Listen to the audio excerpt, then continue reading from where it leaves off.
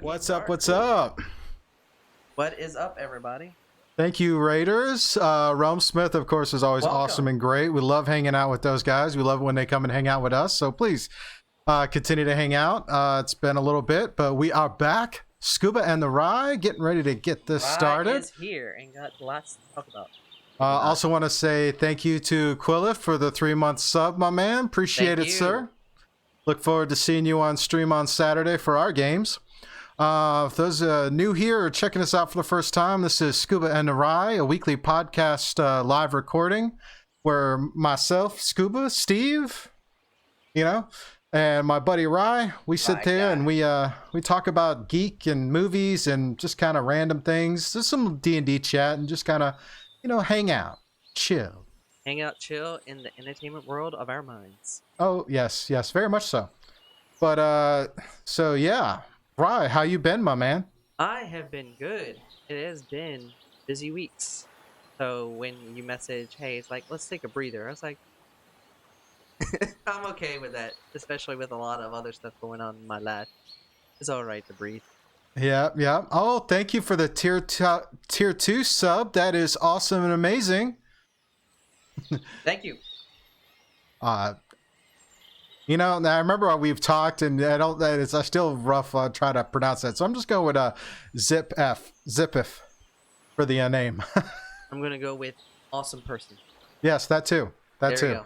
Yeah, last week we took the week off. Kind of needed a brain drain from all that's going on, getting ready for what's about to happen. Because a lot's about to happen. Boom. Yep. Call me Zip. All right, I will call you Zip from here on out.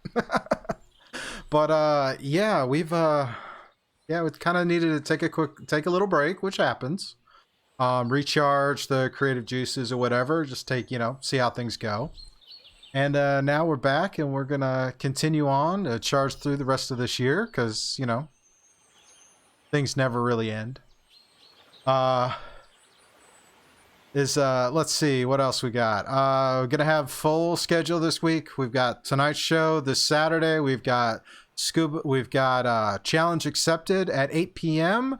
But before that, at 10 a.m. Eastern, we have Twlights Gleaming. Got a wonderful cast that we just got introduced to our newest cast member, and then we took a week off. So hopefully she's not going to kill me on the next session, but we will find out how that goes. Death and despair, happiness. Anyways, it's all good. So yeah, where are my notes? I gotta have notes here. Oh yes. Before we get too much further, got to do some shout outs and some thank yous. First of all, as always, we start off with saying thank you to Sirenscape for the background music and soundboards that we are listening to. Tonight we're continuing on with the custom sound set that I have created for the show. Right now, we're just kind of wandering through the woods. We may move into the docks and then eventually into the tavern, but right now we're just walking through the woods. So go check out Sirenscape.com. They have hundreds of different sound sets and sound mixes that you can use for your tabletop gaming experience, or in this case, a podcast experience. So yeah, check them out. Next, of course, gotta say thank you to all of you in the community who watch us, follow us, subscribe to us on YouTube, all of that stuff. You guys are awesome and amazing, and could not do this without you.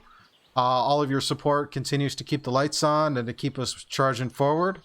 So all those subscribes, follows, bits, everything is great and awesome. Also want to point out we still have our Extra Life bar up here on the top. We're trying to hit that last goal of 2,000 to kind of, kick off our first Extra Life thing with a bang. Boom. Yeah. Yeah, we're going to keep doing that. Let's see. Oh, yes. We have a very special announcement. Special? Yes, very special. Sparkly special? Very sparkly. Involves candles and cake? Yes, it does. Awesome. What is Lots of candles, lots of cake, and at one point there was pizza, I believe.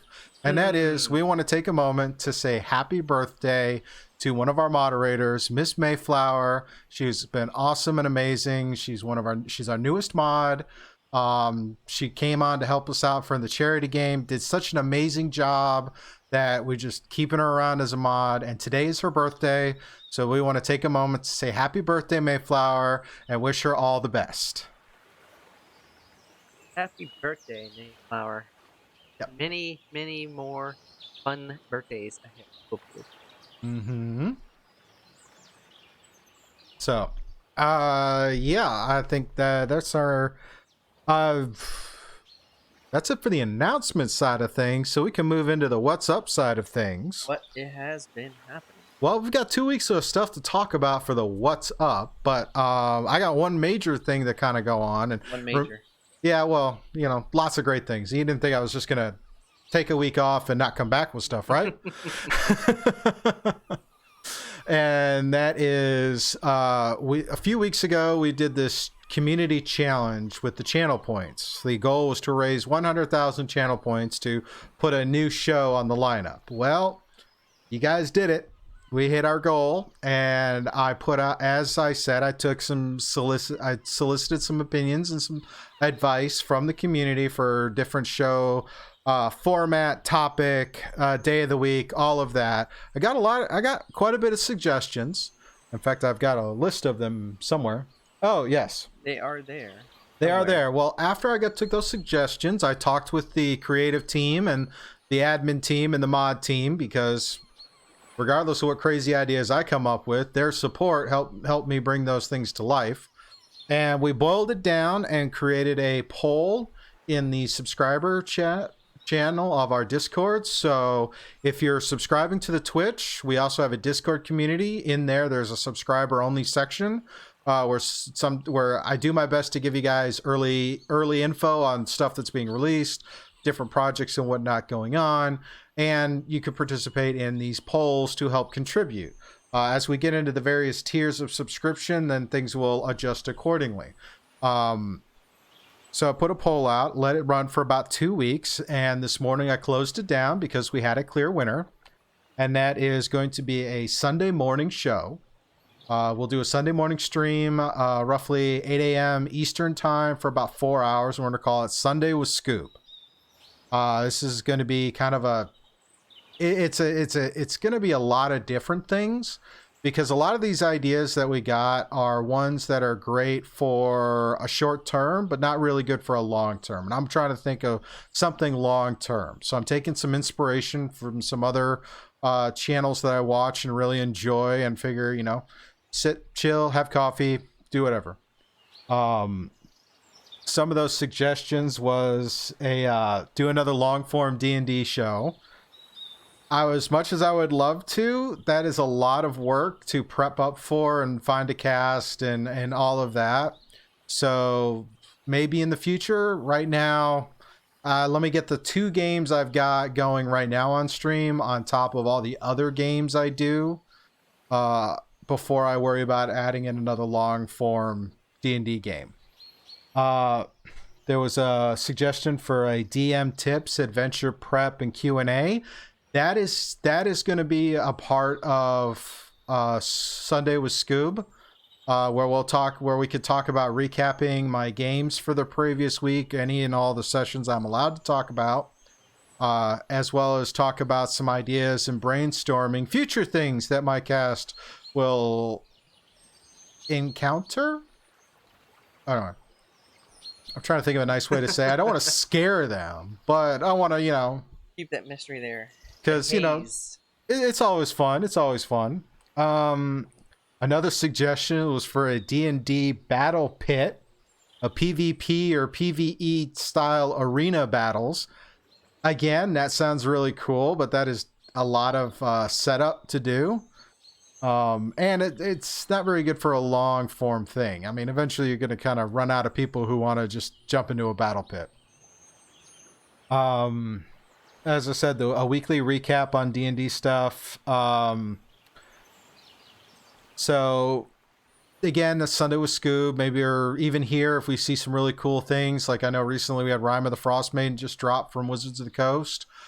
Pre-orders for the new source book, Tasha's Cauldron of Everything, because that's due to come out in November. So we've only got a few weeks before we get yet another book from WotC, from Wizards of the Coast. So all the fun. And from what I'm hearing, there's a lot of really cool things in that book. Some stuff that I'm sure some of my home games will be like, oh, we want this. Let's see. One of the suggestions was to do a top 5 discussion show.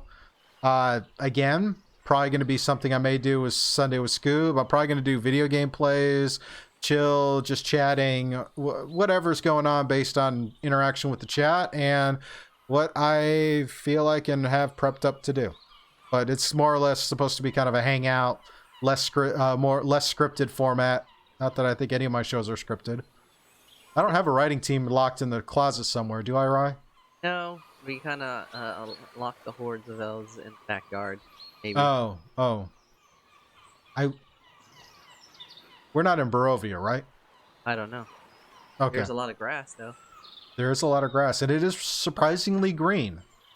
Green is good, supposedly, but it's going to start changing. Yes, that's right. Yeah, I stepped outside I stepped outside. This sounds so bad. I stepped outside for the first time in a few days, and was like, "Whoa, it's not like stupid hot. What happened?" It dropped fast. As someone said, I saw somewhere online, it went from 90 to 60, like they were spotting a Virginia State Trooper on the road. Anybody from Virginia will understand that joke. Anybody who's used to speed traps will understand that joke. That is not purely a Virginia thing. Shout out to you, Emporia. Shout out to you. The last suggestion was a scuba tries, where I would try something new and weird and different and unique, or whatever the suggestion was. And I don't know what crazy psychopath put that in that list, but we'll see what comes up. Maybe it involved a Ry and a guy. Yeah, I may even paint some minis or some stuff, or do. It's really kind of supposed to be kind of open, chit chat, hang out, and just kind of go from there. The idea is like you get up in the morning, you're gonna have your coffee or whatever coffee approximate drink you drink, because, and just kind of hang out. So, and we had some suggestion for various time slots, but settled on the Sunday morning chill kind of deal. Other than that, I heard from my mechanic on my Jeep, because a few weeks ago the shifter cable on my Jeep broke and had to have it towed to the shop, and they called me up and was like, hey, it's going to cost this much to fix, and oh, by the way, the part's on back order. And I was like, really? What's the bad news? Well, there's this, and of course, that's an open-ended question. But I got a call today saying they are going to be just about done with my Jeep and should be able to pick it up on Thursday. The frustrating thing is I needed to have the brakes done, and they wanted to charge me something like $570 to do the rotors and pads on the rear brakes of my Jeep. And I'm like, really? I spent $200 for the parts just to replace the front ones, and you wanted me to spend another $500? So I told them, don't do it. Just replace the shifter cable and maybe one other thing. I got a call from him today. It's like, well, we talked about, you said don't do anything else but the shifter cable? I said, yeah. He was like, well, while they had it on the lift, they went ahead and did the brakes. I went, what? What? You did what? So, yeah. Gotta love mechanics. Yeah, mechanics, and they was like, oh, wait, here is something more. Well, they also wanted me to do like the drivetrain fluid, the transmission fluid, power steering fluid. That was like another $700 to replace those. I'm like, really? I'm sorry. Yeah. But wait a minute, there's more. Yeah, I know, right?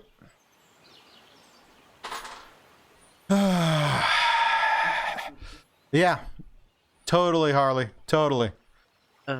Yeah, that happened to me a long time ago. Took the car in, it's like, wait, we found something more. Being dumb on cars at that time, I was like, sure, why not?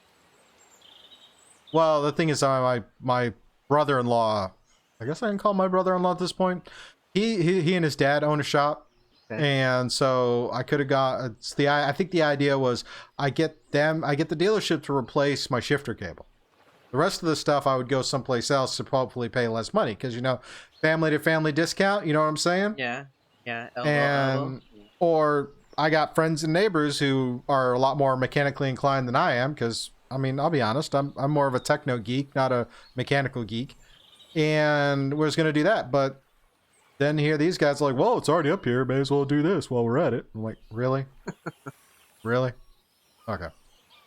So with that, also went out to a birthday party went out to a birthday party, obviously, for the person whose birthday we just celebrated. Hung out, chilled a little bit. It was nice to get out of the house. Wife had come home and she was in all kinds of a wreck. A rough day at work. And it was like, she was just, it's like, you know, why don't we go over and hang out with some other adults and just kind of chill? Let's go. Sometimes you just need that. She did. And she was in a much better mood when we were done. So it was great. And then, of course, all the various D&D things I do. Yes. But last weekend was the D&D Celebration weekend, which was 3 days of just pure D&D awesome. It was a lot of fun. There was a lot of great panels. There was a couple of them I missed because, when the panel came on, I had to go do stuff away from the computer. So I missed a couple, but I have the links for them in my YouTube feed, so I'm going to be able to watch them. One of them was how to be a designer or get published on things, and which is something I would like to get into, considering I spend so much time messing with D&D now. It's like, let's do that. Yeah. That could be fun. Get fun. But I had to go do the dad thing and pick my son up from work, so I had to miss the panel. Where's he working at now? Same place, but he's only getting a few hours here and there a week. But so bowling alleys are open now? Yeah, they're at half capacity. Okay, I need to go bowling then. Yeah, good luck. Well, I was talking with my old league buddies, and we're like, all right, they're going to run the league every other week, or they're going to have all 32 teams, but half are on 1 week, half are on the next week. So they're hopscotching. Every other week they play because per the COVID restrictions, you can't have all the lanes booked up because you got to have separation from everybody. Yes. So, and you can't bring anybody else in because we used to have kids hanging out there, spouses, elderly family members, and just, it was a big community thing. I mean, anybody who's spent a lot of time at bowling alleys knows they're more of a community chill than anything else. And occasionally a musical will break out if you watch Grease or some other things, but it's irrelevant. Hey, when you get those musicals, you gotta break out in some song and dance. Yeah. That birthday's coming up too. She gives me shit. She gives me a hard time for it every year. And you know who I'm talking about because now I remembered. Not that I ever really forget because it's the day before Marine Corps birthday, but that's a whole nother thing. Actually, no, it's the day after Marine Corps birthday. I'm lucky I get 2 birthdays a year. I get my birthday and then I get Marine Corps birthday, but I digress. Dip.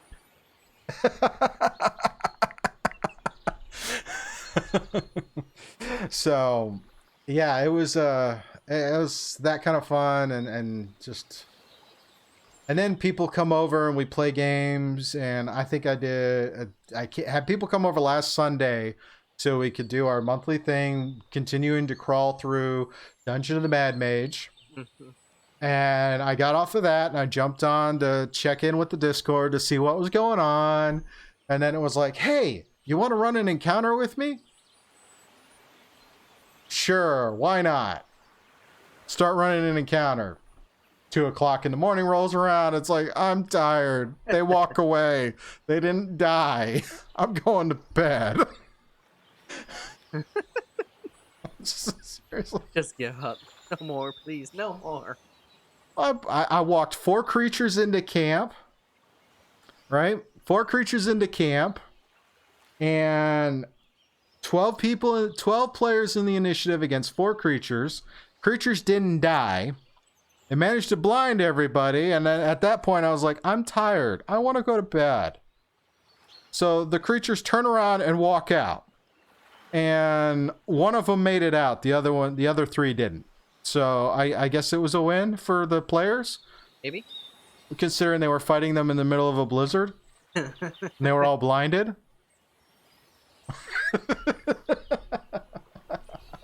Always bringing in some. Hey, we had a snowball fight the other day. I brought in these new creatures called snow golems. Man, that totally messed them up. It's like, we weren't prepared for this. Well, a couple of them, it's like they're like, yeah, stabby stuff, yeah. I'm like, all right, snow creatures. They're made out of snow. It's like, all right, I strike. The sword passes right through, no visible effect. The immediate response right after was, well, I'm useless in this fight. And then a little while later, somebody else comes in, almost text for text. I do this, and I'm like, it has no visible effect. Well, I'm useless in this fight. It's just like, oh, I guess just sit back, drink, and just hope for the best. Not so much. Hey, Shad, hi, welcome back, my man. 3 monks. Oh, yeah. But watch some movies, watch some TV. Yes, I do watch TV. Oh, what's that? Hey, thank you for the follow, Ferocious. Thank you. Glad we're enjoyable. So welcome to the fam. Let's see. I think it's pretty much what I've been up to the last couple of weeks. Yeah, I haven't really gone anywhere. I am glad now it's like 60, 70 degrees out instead of like 100 stupid. Well, yeah, this is the kind of weather I like to run in. I love running in the cooler weather. So maybe I can get out into the shop and start putting the shop together so I can start making sawdust and some other things. Room, room, click, clack. Oh, thank you, Miss K. I appreciate that. I hope people have fun, but wait till we get to State of Game and we can talk more about D&D. In the meantime, Ry, tell us, my man, what you've been up to the last couple of weeks. What have I been up to? And like I told Scuba all the time, I had to do some bullet points because there's a lot of stuff going on, so I can't remember it all. But in the 2 weeks, everybody knows I'm going to grad school, so lots of reading. Trust me, lots of reading. And it's very curious, which if y'all were listening to the beginning, it's how the reading is paralleling a lot of the stuff I'm watching.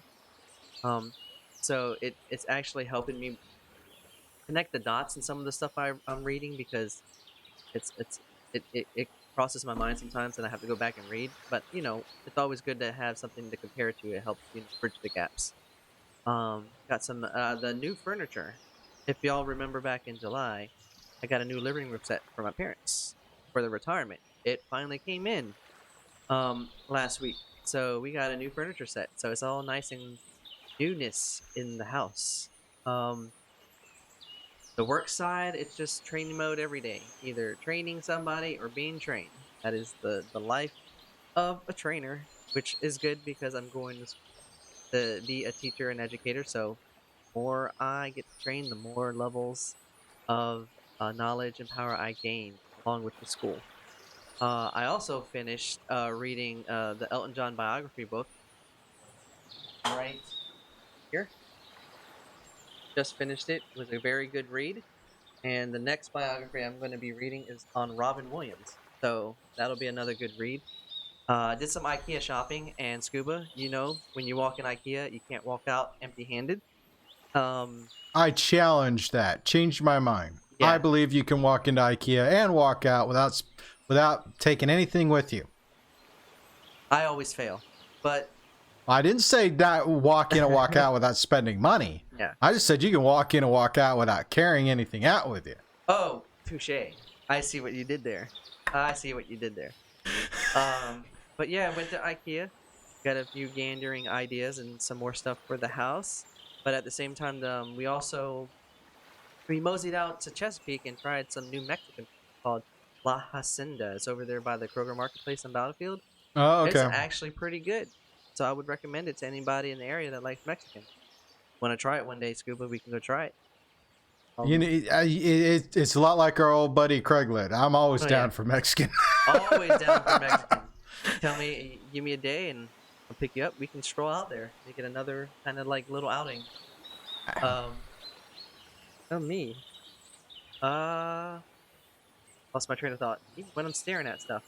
Other things is a while back I decided to do like a 20 series on the Book of Face, which was albums, and then I Speak got up a little bit more, okay. Rye. You're starting to fade in and out. All I right, got you all in right. my head. Okay, that's good. That's good. Keep me going. Keep me flowing. I also finished up a while back. I did a 20 for 20 series on the Book of Face, where I did 20 albums in 20 days, and then I got the idea to do 20 songs in 20 days. So I finished that up. It's like 20 impactful songs that I like.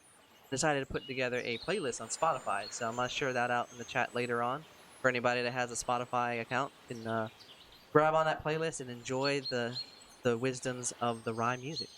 Um, Football's back, and me and Scuba's team have started out 2-0. I'm a Packers fan, diehard cheesehead, Cheese Nation. He's a Seahawks fan, and our teams are currently tearing up the NFL in the first couple weeks. So yeah, Russell Wilson for MVP. You heard it here. And also a couple funny and failures over the last couple days. One today, which we were just conversing over on the messenger, how I failed in trying to secure a pre-order of the Xbox Series X. Oh yeah. One of the failures broke my Chrome, so I had to reinstall Chrome on my computer.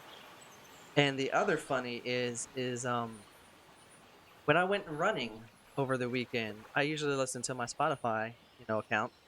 I have my Spotify account linked to my Google Minis at home. So when I was listening, all of a sudden it flipped from the alternative rock station to Keith Urban. And I'm like, what is going on? So then I was like, okay, I flipped it back, played a little bit more, and it flipped to George Strait. I was like, what's going on, Scuba? And then I looked and I saw what it said. It said living room Google Mini. I was like, oh, okay. So I flipped it to my YouTube account and listened to music. I thought I'd save that funny for the day. Oh, that is good. It's Yes. like I was listening. Somebody walks in the living room. I don't like that song. Hey, play this instead. Oh yeah, it was kind of funny. It was very just funny. kind of funny. Yeah, haunted headphones. Totally. Totally. Yeah, speaking of IKEA, I was actually looking at some IKEA shelving units because I want to redo this mess behind me. And got a recommendation from a trusted source about which shelving unit to get. I looked at it and I looked at another spot I was looking to put shelving, and it's like, I like it, but it's a little too deep for me. So I'm sitting there thinking, do I get the stuff that's a little narrower or that'll fit in that spot? Or do I get the recommendation and then cut it down to the space I need to put it in? I can tell you that I took a few pictures that day so I can bring the ideas home. I have plenty of ideas. Oh. I liked seeing you over there laughing at my little faux pas with the Spotify. Yeah, but I can't believe the whole thing crashed crashed Google Chrome, and then you had to reinstall it. But yeah, I also tried to order myself an Xbox One X using the Microsoft purchase program. Yeah. The Essentials program they got, which, looking at it, the fine print on that, it's like, so the Xbox One X is $499 retail. Yes. If you get it through the Essentials thing, you'll get the console and you'll get 2 years of the Ultimate Game Pass. Well, looking at that, it says by the time you're done paying for it at the end of 2 years, you'll be paying almost $870. Oh yeah, you'll be paying more than what it's worth. And I was sitting there going, is this really worth $30 a month? Anyways. It's something to gander, because trust me, I gandered it for a little bit, but I was like, you know what? Let's try to throw this on the credit card. For someone like me, if I was to look at it, I can only afford I can't afford to drop $499 at once. Maybe doling it out over 2 years might not be so bad. Yeah. Then again, if I do it on my credit card for $500 and then I pay the credit card back for $35 a month for 2 years, for less than 2 years, I'll more than pay it off. So I'll have to go back and forth. But regardless of how I choose to pay for it, there's not a single console available for pre-order because them things were sold out like faster than you can blink. Yeah. I went on all three places I know I can get it at 11. By the time the website worked, they were gone. So Well, at least it's not the dumpster fire that was the PlayStation pre-orders. yeah, that one was all. That was just a straight up dumpster fire. Yeah. But yeah. Because I mean, their PlayStation house was, we're pre-orders are open. Oh, everybody was just like nuts. So, I'm gonna roll the dice. Probably wait till the 10th. If not, mid next year.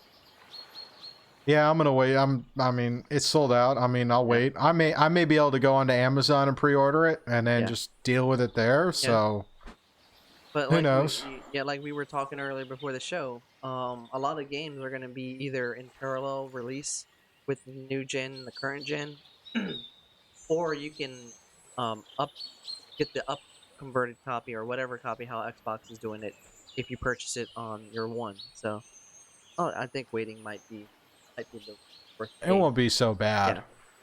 Especially knowing that Miles Morales and Horizon 2 is going to be on the PS4. I can wait. You can wait. I mean, I can wait too. I'm not beholden to it. And the thing is, if they're doing the streaming business can pick up some more, then hopefully that'll pay for it. And then it's a business. Either way, I think I might try to use it as a business expense. I don't know. I mean, but yeah, we'll see how it goes. But yeah, looking through the chat, all the fun stuff there. I think that's it for our What's Up. Yeah, what is up? Everything's been up. Everything's been up. Everything's been crazy. Everything's nuts. I am actually your chuckle made me. So I'm glad I could make you chuckle. I'm getting more comfortable with doing this because remember about a year ago when we were sitting there doing these video versions and getting it up, I was really kind of how, and now it's like, screw it, let's just do this. Let's just be me. But let's do this. Yeah. All right. So quenching the throat. Yeah. What we got on? We're going to do our reviews because, that's what we do. We got a few of them. You're right. We do. We do have a few reviews to talk about. And we're going to cover last week's film. And we're going to cover this week's film. And then we're going to talk about some TV. And then we're going to do a little bit more about the book Ry read. So first up is we're going to talk about the new Amazon original Get Duped, which is a black comedy about 4 kids attempting to traverse across the countryside to win a prize. And these are 4 of probably the worst campers I have ever heard of. But before I tell you how I thought the film went, we're going to let Ry talk about his review. And at any point you want to see more reviews from Ry, go to ryreviews.com and you can see his library and extensive insight into so many films. Yes, there are a lot on there. 6 years worth of films. So I would say there should be a lot up there. Oh, yes. Lots of writing, lots of thinking, lots of watching. So, Ry, tell me about Get Duped and fill in where I left off before we get to anything else. Get Duped is, as you said, is an Amazon original. So it is available on Amazon Prime for free because it is an Amazon film. And it follows 4 boys as they trek across the Scotland Highlands as they trek to claim what they call the Duke of Edinburgh Award when they trek across this highland. So if they make it all the way through, they get an award that has been an establishment based on something.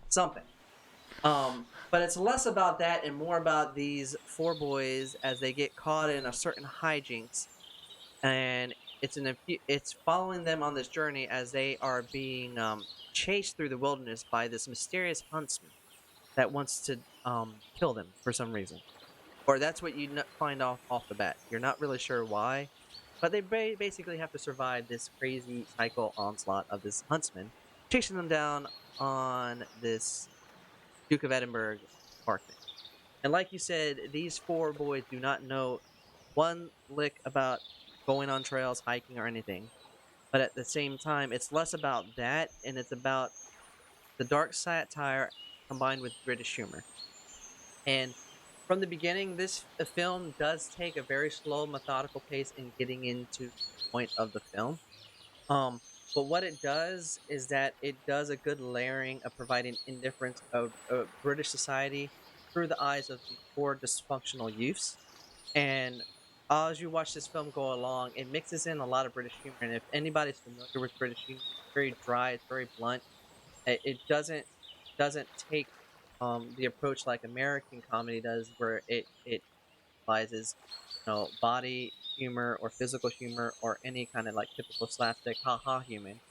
It's very just dry. They kind of you have to, as you put it, understand the conversation and understand society in Great Britain for it to actually take place. So in the beginning of this film, if you're not very familiar with British comedy, it might take a while to understand what the heck's going on. But once the huntsman gets into the picture, that's where all the craziness starts to ensue. And that's where the conflict of the youngful angst youth, and the traditional norms of what this trek is supposed to be collide. But they do it through a very satirical manner. For three-fourths of this, two-thirds of this film, it works. I think the first two-thirds of this film, it does a great job in layering dark humor, the satire, and the conflict of old versus new. This huntsman youth, but they do it in a very obnoxious and sometimes outrageous way. And then that's what happens in the last part of the film is where the outrageousness starts to go way too off, and they start to just throw in randomness and craziness that sometimes doesn't make any sense, but it doesn't really take away from the craziness of the four boys, because I think the highlight of the film is watching the camaraderie of these four boys all come together, and actually by the time they reach the end of the journey, they kind of learn something, even though it's kind of hard to tell. Um, but overall, once it gets into the climax, it does bring full circle that point of the British society and the conflict of the youth and traditions that are happening over there. But it kind of ends on a convenient note that might take away from the overall experience. Your take. First, quick thing, Rye, you want to make sure you keep talking directly toward the mic because as you Okay. were back and forth, your voice was kind of going in and out, so it was really hard to kind of catch you. I shall remember that. Yeah. All right. So that being said, yeah, if you got a good distance and talk at the mic, then Okay. it'll stick to it and it doesn't fluctuate as much. That being said, get duped. Yeah, I hated it. Straight up. Yep. I hated this. I went through the whole film, and at several points, it was just like, I can't. Now, it wasn't for lack of trying. It wasn't for lack of trying. It's just, I guess it's the level of satire and incompetence of these boys that just turned me off. I understand that completely. I mean, now there was another really bad film we watched a month or so ago that was a Netflix original. And it was kind of like a date movie type thing where these two people are just bumbling idiots who just get caught up in this whole thing. I'd have to say this it's a tough call, but as far as which one of these I disliked more, but I got some of the British humor, and it was funny seeing some people I've seen in some other more serious or dramatic stuff in here, just doing this kind of comedic role. It wasn't bad, but I just had a hard time with the principal cast, and because of that, I really just did not enjoy the film too much because it was just wow. Oh yeah, I completely understand your point, because these four boys, it's pretty much you either eat the pie or throw it away, because it's the kind of humor where um that you're either going to enjoy parts of it or you're not going to enjoy any of it. And I can definitely agree with you, especially in the last third, because it gets crazy in the last third. It And does. I yeah, saw bits and bits. I was going through part of it. It does get really wild, and then the end, and it was just like, oh, it's a very convenient wrap up, but it's the satire that kind of keeps it together, and at times it does make a point at times, but overall, yeah, it does is very disjointed. did not did not like it. I would give it a 2 out of 5 because it is a good the dialogue. There are elements of the dialogue. There are elements of just how crazy shenanigans. But for me, the principal cast is what really drove me from hating it. Uh, Rye, what was the final score for your review? My final score is I think, like I said, I enjoyed the first 2/3 of the film, and it does do a good job of clashing new versus old, especially within the British society that some people outside might not be familiar with. But that last third brings it down from an overall enjoyment. So I gave it a 3.5 out of 5 matinee. Okay. But it is on Amazon Prime. By all means, go check it out. This did come out originally with the Sundance Festival a year ago, and it was renamed to Get Duked. Oh yeah, It critically, it's not that bad from some of that stuff, so it's worth giving it a shot. And I mean, and definitely if you do like British humor, you might get a kick out of some of the scenes in here. There was a few laugh out loud moments for me. I'm not gonna lie. There oh was a yeah, few. I will give it that. But as for our second film, we have a Netflix film called The Devil All the Time. This one's a kind of a period piece set in a post World War II. Oh yeah. Um, a really amazing looking ensemble cast. I started this film. I'll be honest, I didn't finish it. It just didn't grab my attention to watch it all the way through when I tried to watch it the first time. I may try to give it a shot later, but it seems interesting. Again, we have Tom Holland in one of the leads, and just from what I did see of the film and the preview, whatever, that kid is going places because he has such range right now as far as roles and acting, and it's like, and the kid's only in his mid-20s. Yeah, he's very early in the stage of his acting career, so props to him. Oh yeah. So Rye, take it away, my man. Tell me about The Devil at All Time. The Devil All the Time is a Netflix original, so it's up on Netflix, and it stars Tom Holland as Arvin Russell. He's one of the main primary characters, but he's a young man trying to survive with his family in rural West Virginia. In these parts, everything might seem hunky dory, but there's a lot of sinister elements that are all around him, and he must find a way to stay true to himself, but also protect the ones he loves. That's like the base through line for everything.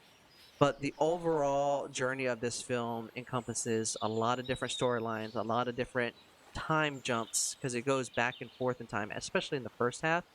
Because I felt like the first act was like a big, huge prologue that leads into Arvin Russell's main storyline.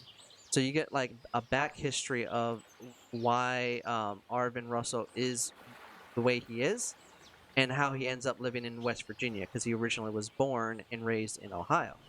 Um, so as you said, this is a huge ensemble cast. Some of the big primary players in here are Arvin Russell, played by Tom Holland. William Russell, played by Bill Skarsgård. You might know him as the Pennywise the Clown in It. Um, Preston Terrigan, played by Robert Pattinson. He's a priest in West Virginia. And Carl Henderson, played by Jason Clarke. And he's paired up with another lady. They go around the countryside doing certain things. The way I would describe this film is that it's an infusion of different techniques that creates an outline that is very detailed but also convoluted. It's very loose, thready in the first half of the film. You follow the storyline of all of these several characters, and it pinpoints you at different points in time, building an overarching storyline where you watch how all of these characters have at their core a fragility of human devotion. So the center point of this film is with faith, with living in the countryside, and what it means to fight for family or fight for religion. And with the sinister element that brews around it, it creates a lot of misdirection, creates a lot of unpredictability, and allows the characters to live through like true circumstance. Um, with that, you kind of like drop in, and you kind of watch them as they live through different scenes and scenarios, crossing paths slowly, but nothing seems to connect in the first half. So that's why said it feels kind of convoluted. But eventually, you hit a certain point in the film where everything starts to come together through just a natural circumstance, and it's driven by the conscious level of the situation. So everything is left to through just emotional fervor and just decisions of the characters that you would not expect or unexpect. And that's what's the great thing about this film, is that it allows the characters to breathe, to live, to to endure through some of these calamity style situations that you would not expect people to survive. Especially Tom Holland as Arvin Russell, because you watch, he is at the top of his game in this film. You watch as he has to come across situation and has to make hard decisions that will either go left or right and affect his family. Um, Once you get into the second half, there's a lot of convenient confrontation because they have to try to bring all these storylines together, but it gives you a genuine detail of what life means to these people, especially with them being about religion, can skew decisions that might seem morally right but are definitely. Um, so it leads into a climax of facing um what is the extremes of human. So once it gets to the end, it kind of brings you a question of what is right or wrong, and it's done through darkness of these So questions. that sounds good. Sounds great. It, I was intrigued, but again, after watching what I watched this morning, it really didn't grab me. But it takes time. Like the film, it does take time to build. It's a very slow, methodical build. And the cool thing is, the person that's narrating the film is the person that wrote the book that this is being adapted for. oh, Just a that's cool. quick, fun fact.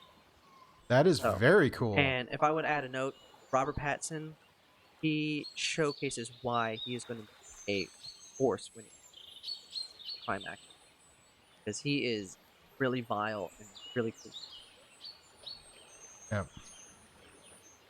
So, what is the final score on Devil All the Time? Devil All the Time is, I think, if you like films that are dark dramas or have strong ensemble pieces, this is one for you. It is on Netflix. I would definitely say check it out. But if it was at the theaters, it would be for full price, 4 out of 5. Nice, nice. This is Alrighty. probably one of my favorites of the year, so it might end up on my top 10. Oh, I'll have to go check that out some more. But yeah, wait till December, people. Alrighty, so some other quick review things is I watched a show. I binged a show today on a new Netflix release. It was the new Jurassic World Camp Cretaceous. We talked about it a few weeks ago as being a new show coming to Netflix that would be kind of geared to be a filler while we're waiting for the next Jurassic World film to drop. Yes, sir. The premise of the show was a bunch of kids doing this adventure camp on the island in like the Jurassic Park island. Like, who thought this was a great idea? And then I started watching the show and I was just blown away by the show. It's only about 8 or so episodes long, and I'll be honest, I really believe this show was adapted to be a cartoon because of all the COVID stuff. You couldn't get these people, you couldn't do a live action version, but this is one of those rare properties, in my opinion, that could be a live action show, either as a mini series or as a whole movie in the franchise. or as the cartoon way, because when you think of cartoons, you think automatically of certain story elements, of certain ways certain stories go. It didn't feel like that. It felt like the animation was purely a means to tell the story. It was not, but the scripting, the story, the seriousness of the tone, all of that, it would have been just fine if this was all live action. I found it was really good, and I would strongly urge to watch it. I would give it a full 4 out of 5. If not a full 5 out of 5, because I was just blown away by how serious and how intriguing. I mean, cliffhangers are on point. It feels like you're watching like the first Jurassic Park film. That's really good, because that feeling is hard to capture. It is. It's very hard to capture. Now, I will say that little bit of a spoiler warning, so I'm going to do something I saw somebody do. I'm going to hold my finger up, and this is going to be spoilers. When I put my finger down, it'll be spoilers are over. So if you don't want to hear about this, you can mute. But here's your spoiler warning. In 3, 2, 1. This show takes place almost concurrently at the same time as the first Jurassic World movie. They reproduce key elements of the movie in Camp Cretaceous, and it isn't because you're wondering, okay, where is this taking place? When is this taking place? And then certain events start happening, and all of a sudden, oh, this is at the same time, the same day, just from a different perspective. That's pretty cool in my book. It was wild. I'm not going to tell you how it ended or how it cliffhangered for a new season, but each episode cliffhanger was great. And also they managed to capture all the cool things from the first Jurassic World, but also introduce a different antagonist for the cast that wasn't one of the main ones in the Jurassic World movie that came out.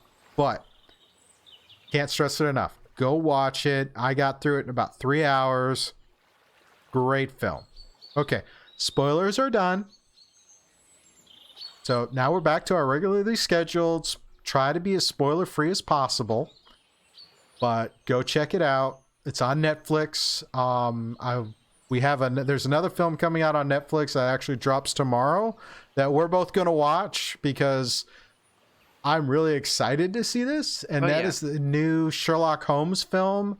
What was it again, Rye? Enola Holmes. Enola Holmes. Follows the sister of Sherlock and I forget the older brother. Myron or Iron? It's Myrecroft or something. I can't Minecraft. Yeah, Minecraft and Sherlock's younger sister, and Sherlock is portrayed by Henry Cavill. So I am so looking forward to watching that tomorrow. Oh yeah, it's the next film review on deck. There might be a second one, but that's the main one. So that's what I had got in for some shows. The games over the weekend were great for D&D stuff, but one last review, and that is, Rye, tell us about the Elton John biography that you read.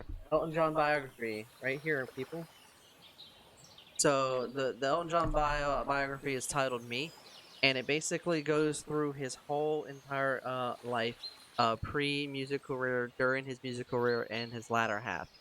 And it's told through a conversational approach, and it really details in nitty-gritty everything that he went through, highs and lows, his strained relationship with his mother, how coincidentally he came across lyrics written by his main writer and how that led to his stardom, and then all the drug use, all the relationship faux pas, and then in the later half of his career when he settled down, he started doing shows in Vegas, and how he fought off cancer.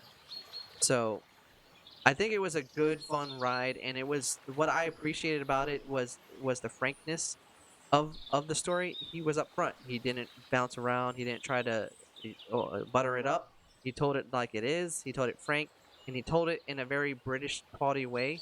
So it's kind of funny reading the book with a little bit of the British slang in there.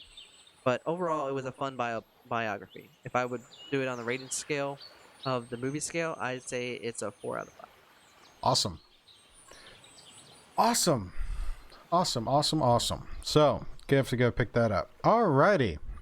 Take a breath, take a breather, and we are going to move into State of Game. State of Game. Point in the show, we talk about the various games we're playing and what games we are involved in. Obviously, I spend a lot of my time rolling dice, but Ry spends his time playing video games. Yes, I do. And occasionally I play video games too. And I actually have a video game to talk about. I know Ry has video games to talk about. And then we can talk about D&D stuff, which I'm sure a lot of you would like to hear about all the shenanigans with D&D. So, as always, well, actually, no, I'll do my video game, then Ry can do his, and then we'll go back to D&D. That way I get a little bit of a break, he gets to talk, back and forth. Yep. It's like Pong. Beep, Pong. boop, beep, boop, beep. Anyways, all right, so I have been playing a game called Spiritfarer. It is available on the Xbox Game Pass, so you could download it PC or Xbox, I believe, and play. I'm not sure PC, but definitely on the Xbox you play. It is a wonderfully beautiful game. I think I've got 10 or so hours streamed playing this game so far, and I think I'm maybe about halfway through it. I'm not sure. I've just been because it's a very chill game. It's a resource management, community management style game where you essentially take over as Charon, the ferryman, who for the mythology is the one who takes the dead and transitions them across to the afterlife. So you're the new Spiritfarer, so to speak, and you meet up with these spirits and kind of help them complete the last tasks before they can move on. So right off the bat, it's a realization that everyone is dead, but they're all connected to you in some way. And that's the real beauty of it, is trying to piecing together those connections through the interactions. And then, of course, there's a bunch of little mini games for collecting resources and building up your ship to house all of this menagerie of characters and their needs and help them. And you traverse across the ocean. But it's a lot of fun. I watched someone else play it. I was so enthralled with it, I decided to start playing it myself. And when I played it, I just throw on some background music, and it's just very relaxing and kind of ease your way through. The color palette is very nice and very pretty.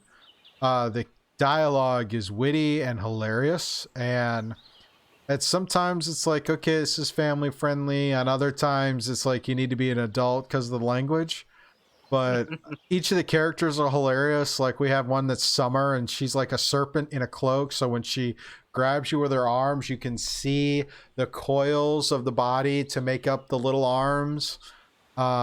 It's just so awesome. You have this I got to the point I have Giovanni, I have Astrid, and Gustav, and it's like Giovanni's kind of like this womanizer, and it's like that story's about to go completely sideways. Astrid's his wife, who's at some point was just sick of it, and so as you're walking around the ship, some days you'll see her in the house and he'll be sleeping on the sofa outside. It's like, really? Gustav wants to do an art museum type thing. I just got Stanley, who's, I already know I'm not going to like doing Stanley's story again, even though I've seen it. I know it's coming, but it's one of those, it's like, it's just so well written. It's just amazing. I said it on stream, I'll say it again. I was like, there was one of the characters, Alice, we had to take and have her move on to the afterlife, and it was a little rough for me, only because Alice was suffering from dementia at some point, so she was losing her memory and couldn't remember certain things and confused people. That was a little bit to me, because I do have a family member who suffered Alzheimer's and passed away. But last time I'd gone 20 years without seeing him. When I finally did see him again, about a year or so before he passed, he had gotten to the point he didn't recognize anyone. and he kept going on about when he was rough when he was a teenager. So it was they kind of hurt in the feels, you know. And I have another grandparent who's going through dementia right now. It's like you can have an in-depth conversation with him, but 5 minutes later he won't remember it. But you know, it's a little rough. But I think that's one of the beauties of this game is it kind of talks about those subjects, because sometimes people kind of gloss over those subjects. Yeah, sometimes you just gotta go head on topics, and a game like this is a good way to bring it in because it eases you in, it seems, and it makes you understand. But it does it in a very colorful way because the game that you're playing makes me want to play it. Yeah, I will say that if you do want to pick it up and check it out, go and after you get through the game, download the digital art book and look at the digital art book, because it'll fill in all the gaps and it'll just make all of their stories that much more impactful. Now, I don't necessarily run the background music on the game because I do see the comment about the cool background music. I will be upfront. I typically will turn the game music down, and I would be playing stream beats in the background, which is a set of royalty-free music you can use for videos and streaming or whatever from Harris Heller and that stuff is just so fun to listen to. Hey, someone found the new emojis. Emojis are my friend. Put up some new emojis to kind of goof off with, you know. Alrighty. Other than that, I really haven't played anything else video game wise other than a few days of doing Spiritfarer, and I want to get through that. But with the new show coming up, I now have a weekly thing to play games. So I may do community requests earlier in the week. It's like, hey, I've got 3 games I want to choose from. I'll have the community do a poll via the Twitch stream or whatnot to which game to play and play through it. So we'll see how that goes. Also, there was the new graphics cards, the 3080s from NVIDIA that dropped. And of course, as soon as they dropped, they went completely sold out. So I may not see a graphics card for the better part of 12 months at this rate. Oh yeah, they dropped them, and the second they dropped them, they ran. They were like, whoop, we're home. Yeah, the 3080s dropped. I believe the 3090s are next, and then the 3070s. But still, $500 for a card. $500 for a console. Take your pick. Take your pick. Life of a gamer. It's a hard knock life. For us. Alrighty, Ry. What tell you finished Ghost of Tsushima, correct? Yes, I did finish up the main story for Ghost of Tsushima, and I am here because somebody, I can't remember who asked, is to come back when I finish the game and give my full thoughts of the game. I believe they're in the chat, so don't let that stop you. Okay. Hit us with it. So, just to do a quick recap, the game is set in feudal Japan, and it's set in 1274 during the Mongolian invasion fleet by Kublai Khan, and he lands on the Japanese island of Tsushima. You play as the character Jin Sakai. He is one of the last surviving samurai on this island, and he has to work his way through 3 different acts on 3 different portions of this island, where he has to save his uncle, push the Khan out of the island, and then finally take him out and face the judge and jury of his uncle because of the path he chose to become the ghost. My overall impressions of this game, it's probably the most fun I had playing a game and the most in-depth in a story that I've had fun since I played The Witcher 3. I played a lot of games between, The Witcher 3 and now, but it's just the genuine living and breathing world and the aesthetic of just being able to just, go from place to place, and just the tip of like you said, Scuba, the UI is so minimalistic that it allows you to live the world, allows you to navigate, allows you to interact with characters and do missions and go and raid different Mongol camps and complete storylines with the ease of feeling like you're part of the story. And that's the one thing I appreciated with this game. A lot of the game mechanics are basic to a typical action adventure game, but that gets pushed aside because you just love living this world. So the repetition, the rudimentary typicalness that you would get in like a fetch quest on a MMO, it might get boring and dull. Never gets boring and dull because you love living this characters, you love seeing where he's going, and just the tragedy effect of his pseudo downfall, as you want to say, depending on what path you choose at the end. It makes you see how like decisions made sometimes go against the wishes of the family. Yes. And overall, like I also did all the other stories. It's just watching the stories just live. That's the main point of this game. Is just the living. Is so great. And I love the fact that seamless combat, you can switch through all 4 different combat styles at ease. And then when you start unlocking everything, it just makes the fights and the battles so much fun.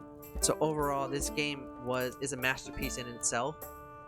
It's not like anything you see new with a lot of the action adventure elements, but just it being a living and breathing world, it allows you to feel fresh every time you come across a Mongol on the ground, on the paths. You just come across them and you just like, all right, pull out my sword, start going at it. So I would give this game a 4.5 out of 5. Not perfect by any means, but it's close to it. Yeah. So, which decision did you make at the end? Yes. Should I put the spoiler finger up? Yeah, let's put the spoiler finger up in 3, 2, 1. Which of the 2 choices did you make? At the end, you have to choose to either once you fight your uncle has been tasked by the shogun to assassinate you. So in the battle, you fight him, and you either choose to let him live or give him a warrior's death. And I chose to give him a warrior's death because that way I could redeem myself in the eyes of my family, but still, level out that I was doing the right thing. That's why I chose that decision. Okay. It's a good decision to make. Yes. The playthrough I watched went the other way. Oh, yeah. So, see how that goes. All right. Spoilers are done. Video games are done. Yeah, let's talk D&D. Let's talk D&D. Let's talk about D&D Celebration. Rime of the Frost Maiden just released. My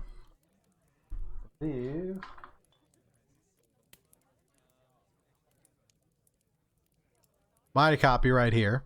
This book is amazing. 320 pages of awesome, fun, and probably one of my favorite regions of the Forgotten Realms. That's cool. And the idea is apparent from, and the D&D Celebration weekend was basically 3 days of D&D games and panels and discussions about D&D in general, inclusivity, all these various wonderful topics, great, wonderful people, and then playing various one-shots all centered in Rime of the Frost Maiden. And it was just, so much fun. If you missed any of them, go to YouTube and check them out. Quite a lot of them are there. Probably one of my favorite games of the weekend was on Sunday.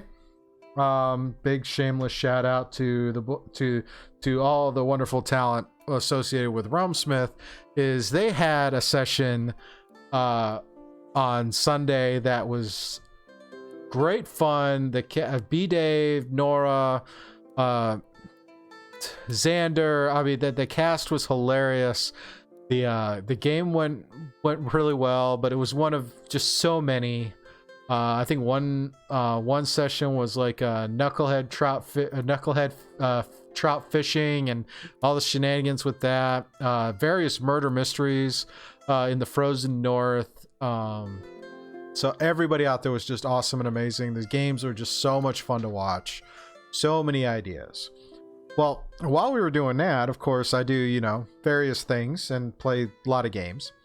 is I took a couple of creatures out of this wonderful book and threw them at some players in the Discord community. And that was fun too, because it was just in waves and not going into too much about that, but what I will talk about is Avre. Now, if you're not familiar with Avre is a program that is a bot you can add to Discord that connects with D&D Beyond and takes up all of the rule set. Okay. You can use it to run. It's most commonly used for running combat and for running encounters or being able to run various checks, skill checks, ability score checks, all of those things, and kind of help you role play in a text-based server or Discord server.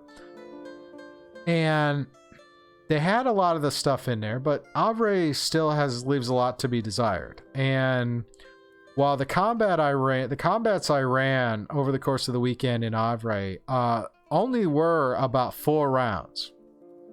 Both of them. The one I ran on Saturday, because I ran one during the day Saturday while I was watching D&D Celebration. I believe I had that encounter running for almost 6 hours in the Discord.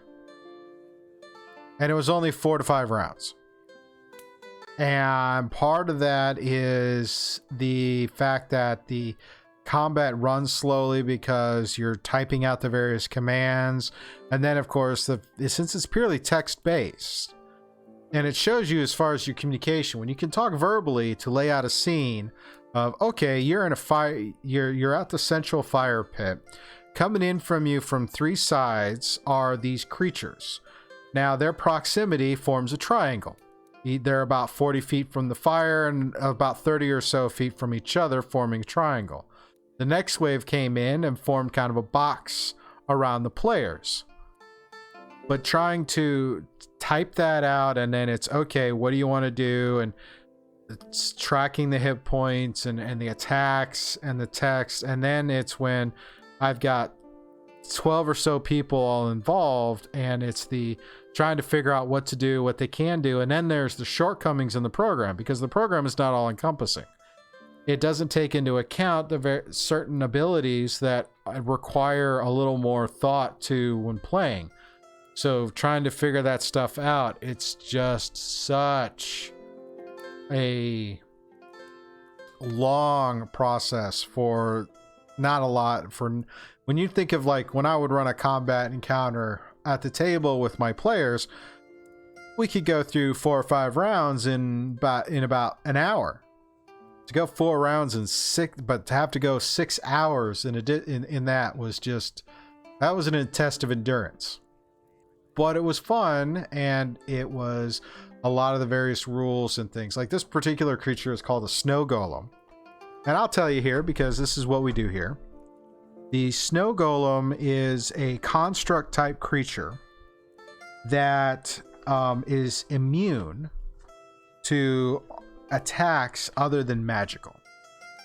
So if you do not have magical weapons, any hit you make against it ain't gonna do squat.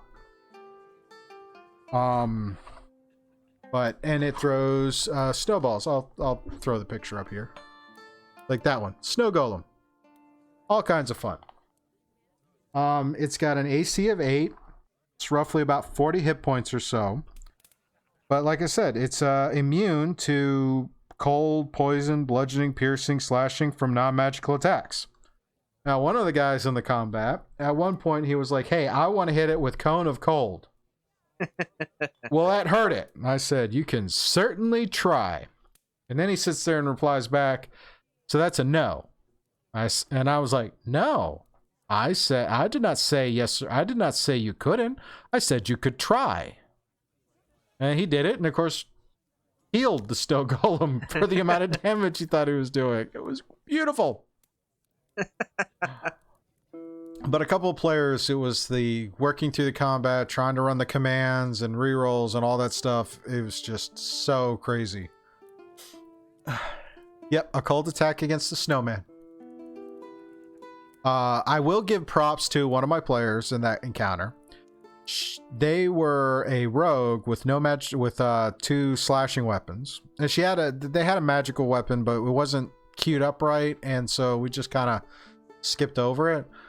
But attacked it, and the sword strikes did nothing. Well, then it was like, okay, well, if I run to the fire and pull a couple of sticks out of the fire, could I attack with that? So now we're having to work through the whole improvised weapon rules and how to do that. And that, I think, is probably my favorite part of running D&D encounters, is when you put a player in a situation where they're walking into it thinking they've got this, there's nothing that can stop them, and you give them an encounter that stops them dead in their tracks with their capabilities, to where then they have to start thinking their way out of the situation, are my favorite elements of a D&D encounter, because now you're really getting into the role play. Now you're really getting into the problem solving.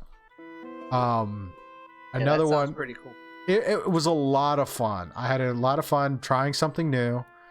And then Sunday, after my home session, which they got a little bit further in the Mad Mage's dungeon, they got to the point they killed some Grex, found some coward hiding in a corner who had inadvertently attracted the Grex or woke the Grex or summoned the Grex, something. And he died. And then as party was circling back around to search, they realized that a couple of cairn crawlers had come and started feasting on the bodies of the goblins and bugbears they killed in the previous session, and just left the bodies lying about the dungeon. Well, you don't leave things lying about the dungeon because it makes a mess, and there's something that will come and clean up the mess. So they tried to... They took a couple of the bodies and rigged them up as suspended from the ceiling in an attempt to lure the cairn crawlers to a pit trap and kill the cairn crawlers. That is definitely creative. It is, and I let them do it, knowing full well that the cairn crawlers had far more hit points than the trap damage could deal. And the party decided not to finish the cairn crawlers off. They decided to walk down a different hallway. So yeah, that'll be a thing later. I'm sure of it. That's a definite sure of it. Players are going to be players. There's nothing you can do about that. Players be players in a D&D game, and it's all the fun. That just definitely sounds like something interesting's going to happen. But who knows? Yes, and players learning D&D, so you take a lot of time with them, and learning D&D. Yeah, I would allow that one. New players learning D&D is always something, and there's a difference in learning D&D, and then there's learning D&D with using Avre on Discord. Two very different skill sets. And if you're trying to learn both at the same time, that just takes quite a bit. So we work through it. I think it's fun. I'm praying and hoping that the more times we do this, the faster the encounters get. As for the group going through the Dungeon of the Mad Mage, they have the ability to beeline down to the next level, even though they're horribly underprepared for it. But they may try and do it. I can't stop them.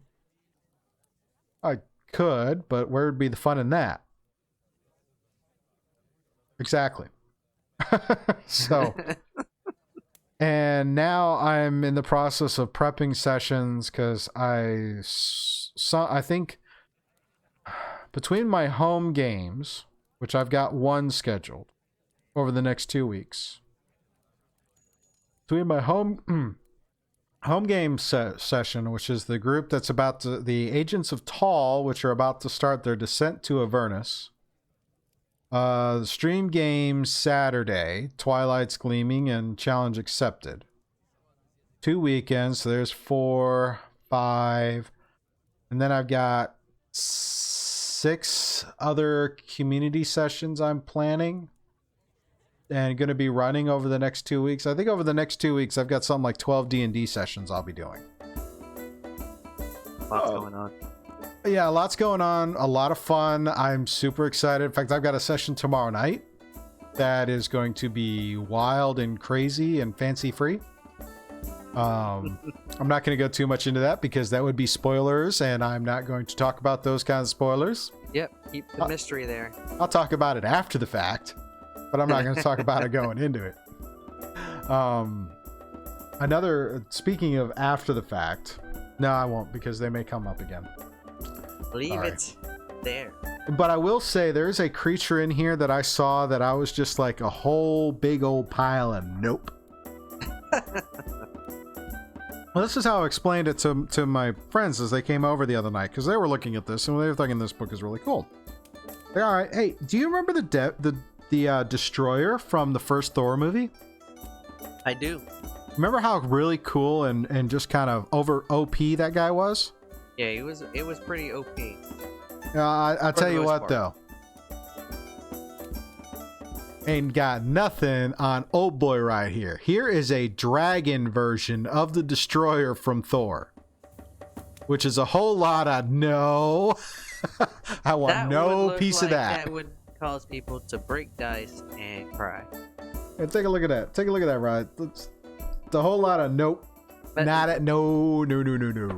That's the kind of that brings that brings an interesting thing happened to me in Witcher 3, where I was like, I went to a certain spot on the map. I was like, hey, I'm gonna get a cool thing over here, and then I saw something I shouldn't have not came across, and I was hightailing my butt backwards. So That's good. Yeah. a whole lot of nope. So I understand though. Whole lot of nope. This is called the Chardalin Dragon. This is a construct. Nope. Can you see those skulls and no level? Nope. Nope. Icing Death was a dragon from the original Drizzt books. Oh yeah, speaking of which, there is an element to character creation in the Rime of the Frost Maiden, which is just totally changes the game, in my opinion, and that is the introduction of secrets. So hear me out. When you build characters and you want to do this, they have a set of tables and a whole appendix about various secrets that each of the characters could have. And that will add an element of suspense, because what secret are you hiding? Because this whole adventure is about trust and party trust as you're in this Arctic unforgiving land. And there are secrets that are throwbacks to the original Icewind Dale books that Ari Salvador released back in the early part of the Drizzt Do'Urden stuff. And then there are some that are more pulp culture-y. Like there's a creature called a Slaad, Slaad. These are a nasty piece of work because they tend to implant humanoids with their eggs. And there's a secret where you have one of these Slaad eggs in you, but you don't know when it will hatch. And when it does, it is straight up Ridley Scott alien style chest burster. And it's just like so cool, but so terrifying at the same time, and the Arctic with no sunlight. Like, really? Yep, they use them as hosts. I don't know. I don't want to give away too much because, to be fair, I'd like to use this element sometime, but I don't want to spoil it. But if you are curious, I think I might be doing something with this in the future. But wait and see. But yeah, not insta death, but it's definitely gonna suck. It does sound like it's gonna suck. Probably be worse than instant death. I choose instant death. Yeah.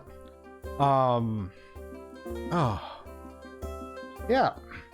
So lots of D&D on the horizon. Lots of stuff to try and talk about. I'll see if I can get in a Sunday with Scoob prior to that, because it'll be too much to try and talk about here.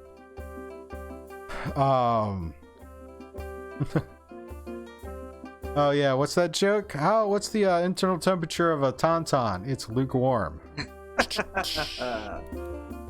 All right, let's talk about some odds and ends. Oddies and endies, people.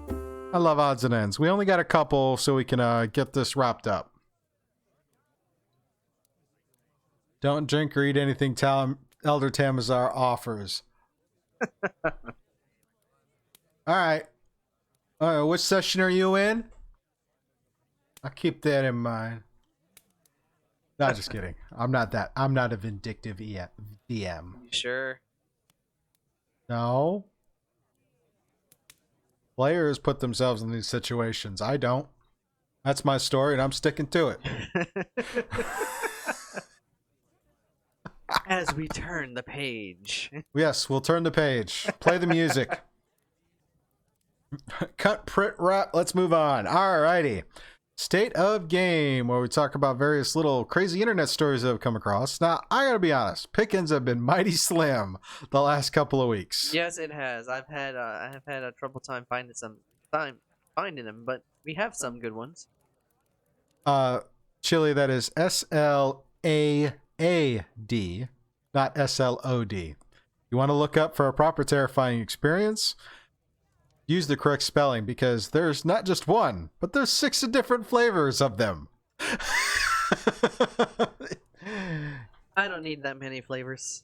I just need one. Yeah. Alrighty. So, odds and ends. Our first story is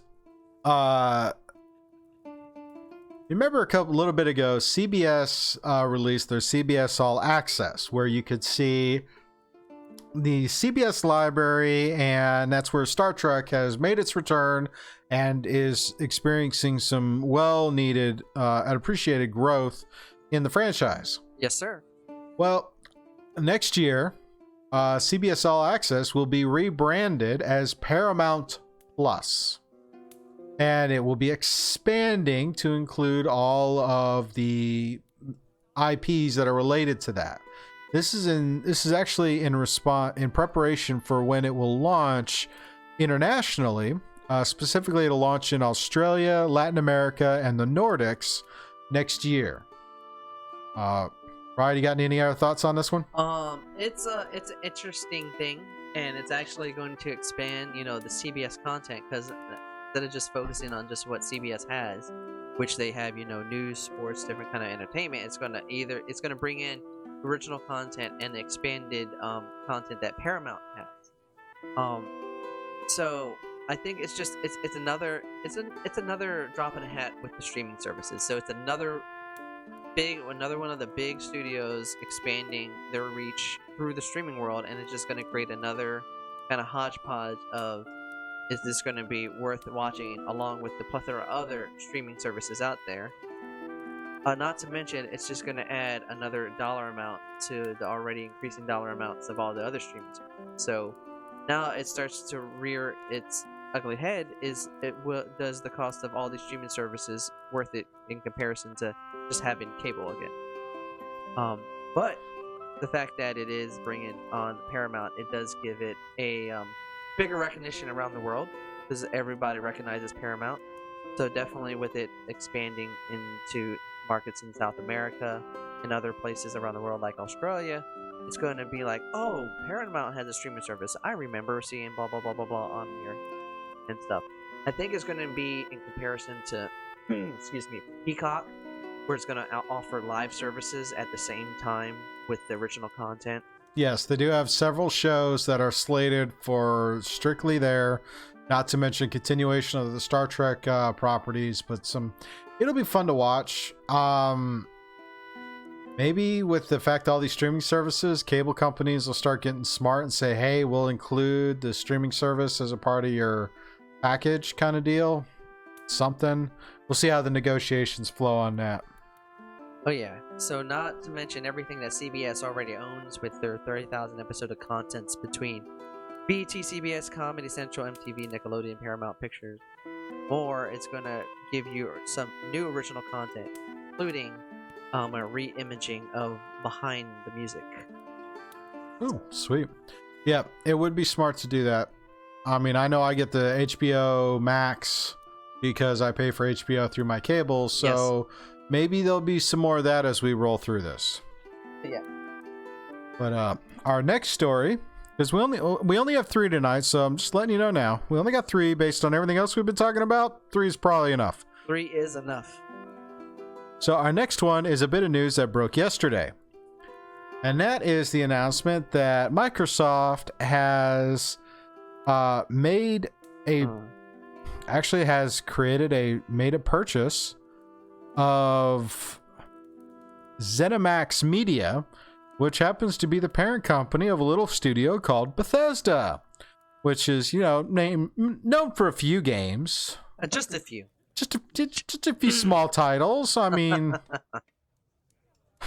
so yeah, that's cool. So now Bethesda is one of the many game studios that is now under Microsoft, and part of me is like, this is really cool.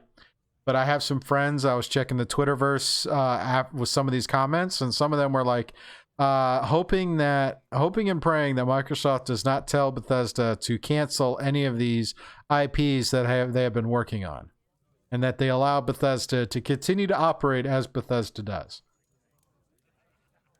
I think with Bethesda, unlike some other places where they like to just drop the hat and cancel everything, I think Microsoft understands with this purchase that Bethesda has a huge catalog and some recognizable titles. That it's not going to they're not going to just pull the plug on everything. But the one thing that I think is a big thing is that purchasing Bethesda gives them another vault of games to put on their Game Pass. So most of them are on Game Pass now. But I think it's also going to help with future titles like Starfield, the next Elder Scrolls, and all that stuff. So it'll give people an opportunity to, jump in those games at first, and how they do with all the other games. But I think it's a win. It's a win for Microsoft because it's expanding the reaches with that Game Pass, with the other big thing that they have built into the Game Pass coming up. So. Yeah, between that and the announcement that the EA library is coming to Game Pass as well, all for one price instead of paying for Game Pass and paying for the EA access, whatever it is, that's going to be huge. I think an also big thing is you're bringing in another huge slate of creative talent under the Microsoft umbrella. So it's going to build upon more creative juices. There might be some new titles coming on because you have a bigger brain trust over there. Oh, yeah, totally. Okay. Yeah. Sorry, I just read that we potentially start getting fan art. So yeah, if any of you budding artists out there want to do fan art for the D&D streams, please, I would not say no. And I might actually, hopefully maybe can use some of it and things like that. So that is our 2 stories for that. So we will come back and talk about our last story. And our last story is a wonderful little debate tying off with this bit for Microsoft Game Pass and Bethesda Studios joining the Microsoft Games Studios. And that is, recently there was a PlayStation Plus or PlayStation conference, and announcement that PlayStation Plus, there's going to be a PlayStation Plus collection that will be available with the PS5 at launch, which is about 20 different titles from the last generation. Sony is putting this out as like, these are the defining games of the last generation of console. Yes, sir. We all can know that list because it's not an extensive list. I mean, Horizon, Uncharted, God of War, I mean, Last of Us, really? So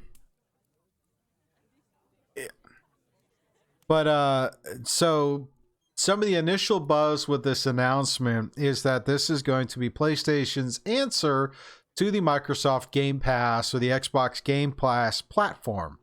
which, if you're not aware, is you spend a monthly fee and you can get an access to 100 or plus titles on the console and PC, and download and play those games as long as it's in the library.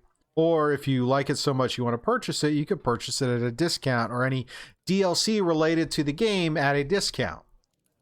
I mean, it's a really good deal considering $15 a month for Game Pass, or $100 a title for each of the games if you wanted to get it, because you never just buy the game, you also buy the game and the season pass, because they don't release games that are 100% complete anymore. They give you most of it, and then they tell you, hey, do you want to finish this game? Buy this DLC. But that's a whole nother debate, whole nother discussion, I'm not even going there.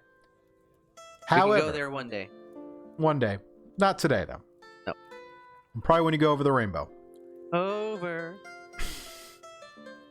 Anyway, so people were thinking this is going to be PlayStation. Sony is going to do something similar. Well, not so much. Nope. As some of the buzz is going around, the PlayStation CEO Jim Ryan was telling GamesIndustry.biz that Sony is not going down the road of putting new releases titles into a subscription model, clarifying that the company just doesn't see that as a sustainable business model. Okay. Interesting comment, because when I saw that comment about it, and it's a nice collection. It's a good way. I'll give it props that the PS Plus collection is a good way to start off the next gen. You're giving people ample games to play on the new system, and pretty good games at that.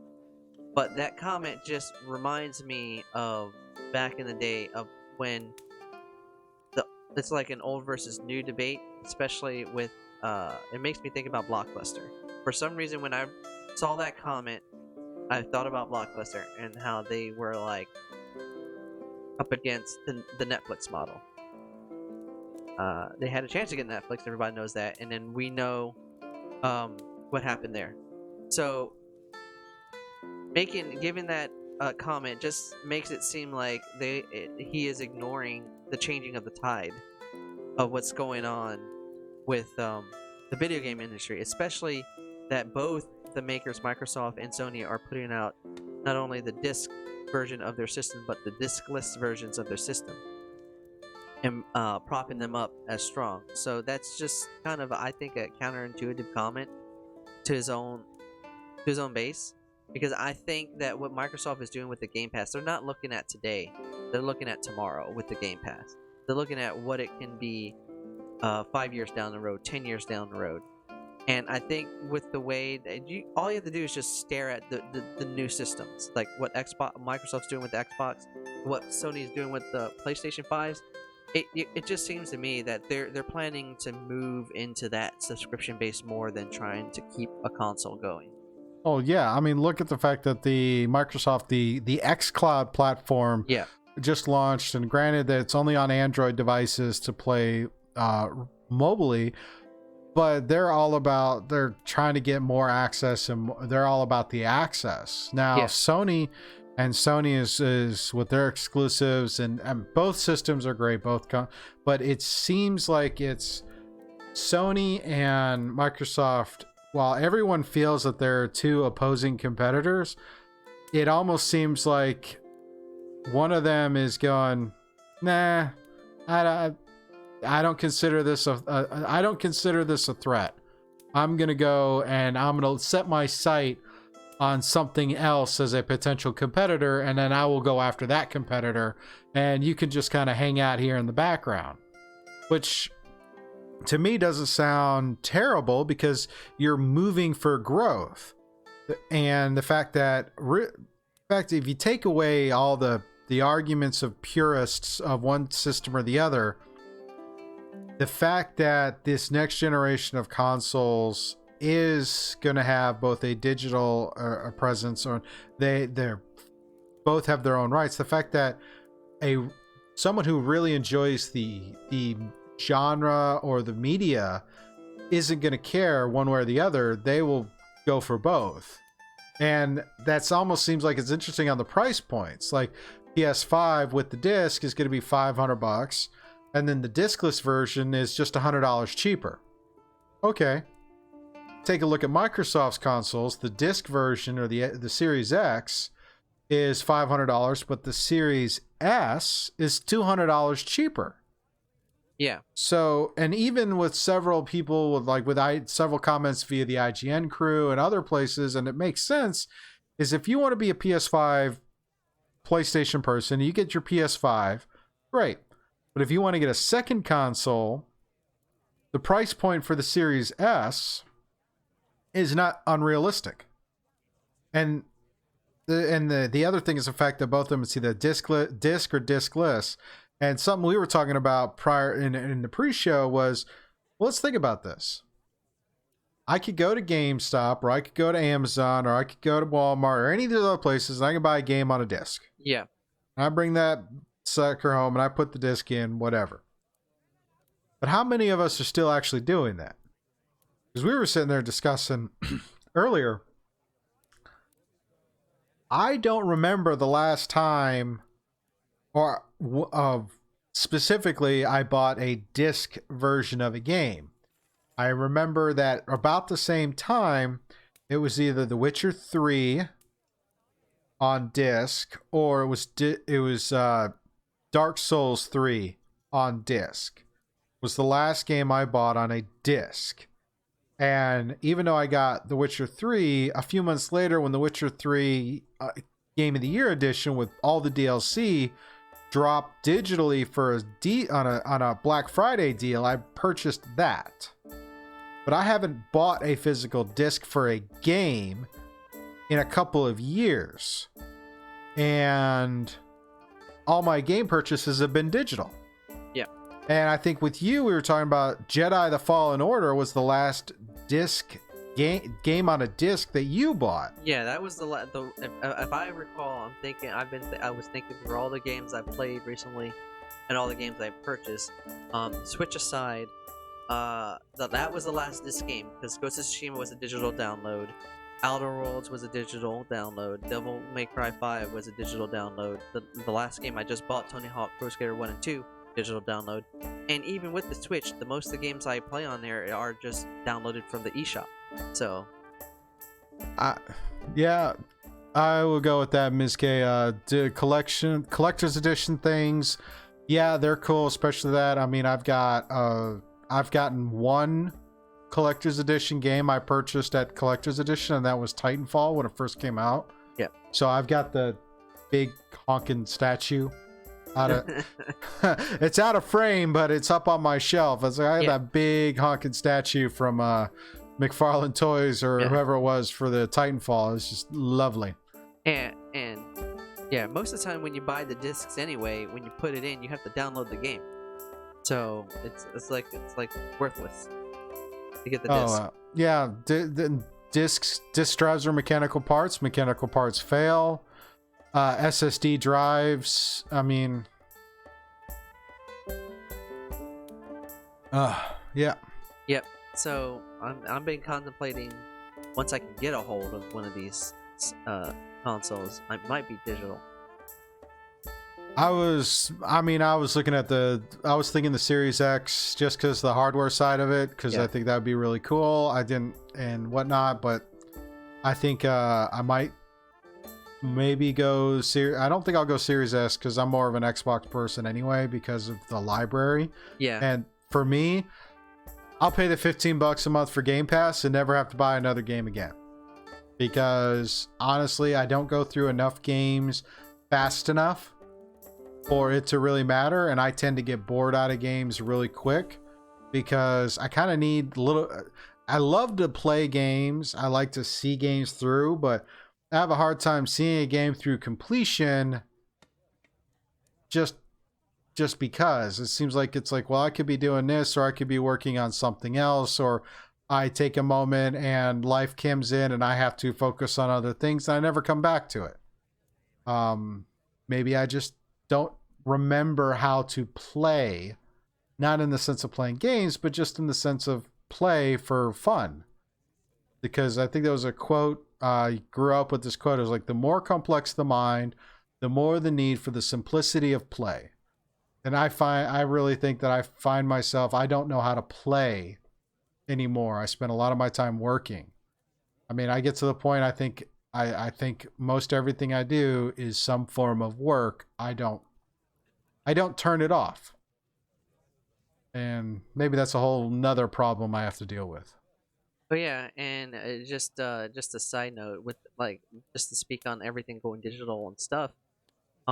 It's the same thing with music, with everything moving more and more towards streaming. Physical sales are dropping down, more and more every year, and like the money that like Spotify and Apple are making through their streaming services is going up. So it goes back to what Professor Shelley was mentioning, how the digital sales are going up. So wanted to point that out. It's affecting industries across the board. Well, especially now, I mean, with all of our COVID stuff, it's like, yeah, let me buy physical copies of everything, but let me forget about the one major problem with owning a physical copy of everything, and that is, where the hell are you going to put it? Yeah. Let's be real. If I bought a physical copy of every game I ever played, of which I've got physical copies of a lot of games, they take up space. Oh yeah. And then you forget about them, and then the discs, then they wear out and they get old and they can't be played anymore, and it's like, yeah, that's what. Yeah, we just like I mentioned earlier, we got a new living room set, and when I was cleaning the house, I found all these old games that I don't play. hell, when I was doing some cleaning earlier this year, and it was like I had boxes of CDs from games and stuff for PC back 15, 20 years ago. And it's like, why? Yeah, That's see? a lot. 200 games, and it's a box. It's not like, oh, let me pick up this hard drive that has 200 games on it. Yep. No, here's this big honking toad I got to carry around. And like you say, you play it. Same thing with like music. If you want to listen to a CD, a lot of newer vehicles don't even have CD players. Oh, that reminds me, cool piece of tech thing. One of the guys I know, he's in the No Quarter group. His car broke down. Yeah. Ironically, because the shifter cable broke. Apparently, there's a trend right now. But he borrowed a car from a family member, and it had a tape deck in it. Oh, the tape deck. Well, here's the cool thing. He said he got an adapter for them. Now, of course, this is going to date myself, but when I'm thinking of a tape deck adapter for playing music, I'm thinking about the tape with the cord that you plug into the CD player. Yeah. Yeah. That's what I'm thinking. Like, I'm old. I get it. Bugger off. Anyways. Hey, I had it too. I'm old. I'm old too. In some degree. But he had picked up a cassette tape that you could that you would charge with a USB, and it held a it held an SD card, so you could drop MP3s on it and then pop it into the tape deck and let it play as if it was a tape, but it would be all playing MP3s. I thought that was just super silly, stupid cool. Hold up. Let me picture this. I know, now we're going on the rabbit hole. A set. Yeah. With a place for an SD card. SD card. Had an internal battery. You would charge it. Okay. You'd pop it into your tape deck, and it would play through the list of songs that's on the SD card. So you can get like a 500 gig SD card. Load that bad boy with music. Touche, techno. Touche. I got that. That one's awesome. Okay. Out of the rabbit hole I can. Yep. Oh, wow. What a night. What a show. What a fun, wonderful time for all of you who are still here. Awesome. Thank you. You guys are awesome and amazing. And we appreciate you all for listening to us. Yeah, I'm a little parched. I'm a little tired. And I've got to finish plotting and, designing, preparing for the fun over the next few weeks. As always, we are here Tuesday nights, 9 p.m. Eastern, to do Scuba and The Ry, a live podcast recording. Saturdays, 10 a.m. Eastern, we have Twlights Gleaming, which is myself and some really wonderful and fantastic human beings as we play D&D, all 8th level characters. And then we have Saturday nights at at 8 p.m. Eastern, we have Challenge Accepted, which is another live D&D show. Our adventurers are in the process of tracking down a murderer, and they want to figure out what's going to happen. And see if they can get to the murderer in time, because the clock is ticking. Tick tock, tick tickety tock. And at some point in the near future, we will have our Sunday morning show, Sunday with Scoob, where we sit, we chill, we hang out, we play games, we talk about games, and we relax and enjoy our coffee. Because coffee's important. There were people asking, will the Ry guy show up? Maybe, maybe not. I've got something else I wanna ask. Actually, you know what? I'm gonna ask him right here, right now, live with all you wonderful people. Peoples. All right, so. A few weeks ago, I talked about a mod game for the Scuba Studio moderators and myself for a D&D game. So far, I've gotten everybody to kind of jump in, and we're still working out whether or not we're going to stream it or we'll record it and then put it up as a VOD. But Ry, would you like to sit at the table and play some dice? Yes, I would like. Time abiding. We're looking for October 4th. It's a Sunday. My brother's birthday. 7 p.m. He's deployed, so we're good.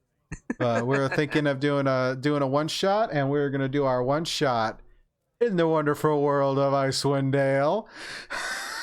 And it's just gonna be sit around, have fun, and enjoy it. But we've been talking about you playing games. You wanna, and since you said yes, now we can have you at the table. All right. I'll just get my schoolwork done early. Yes. Shad's like, he better say yes. He said yes. Yeah. You all heard it. It's on tape. Yeah. Or digital bits, bytes. It's out there. You know what I mean. Oh, yeah. Watch the noob at his finest. Yep. Well, it'll be good. It'll be fun. But we'll work out. I believe I have everybody's kind of cool with maybe doing it as a streamed one, so we might do a Zoom call and do it. Definitely do a Zoom call and do it, or we'll just record it and put it up as a VOD. But that is going to be October 4th, and if it's a streamed game, that'll be a Sunday night game. So all the fun there. I got to get it. But signing off once again, want to thank you to Ferocious for following, Zip for the tier 2 sub, and Realm, and of course, big shout out and thank you and much love to the Realmsmith community and crew for hosting us and rating us. You guys are awesome. I really enjoy all the work I do with you, and I really enjoy all the support I'm getting from all of you wonderful people out there on the internet. Please continue to, if you haven't followed yet, please follow us. If you want to support us, you can support us by subscribing here on Twitch. If you have Amazon Prime, you can use your Prime subscription to subscribe to the channel each month here on Twitch. There's also other links to show your support. We do have a merch store with cool merch. Some of the latest items that just got released is now we have phone cases where you can get that wonderful logo that you see over there. Yeah. The logo thing. The circle thing over there with the scuba face. Yeah, that one. Yeah. You can get phone cases for Samsung phones and iPhones. There's also shirts, stickers, giant mouse pads, all the love, all the fun. And with that, we will see you on our next stream. Peace. Good night, everybody.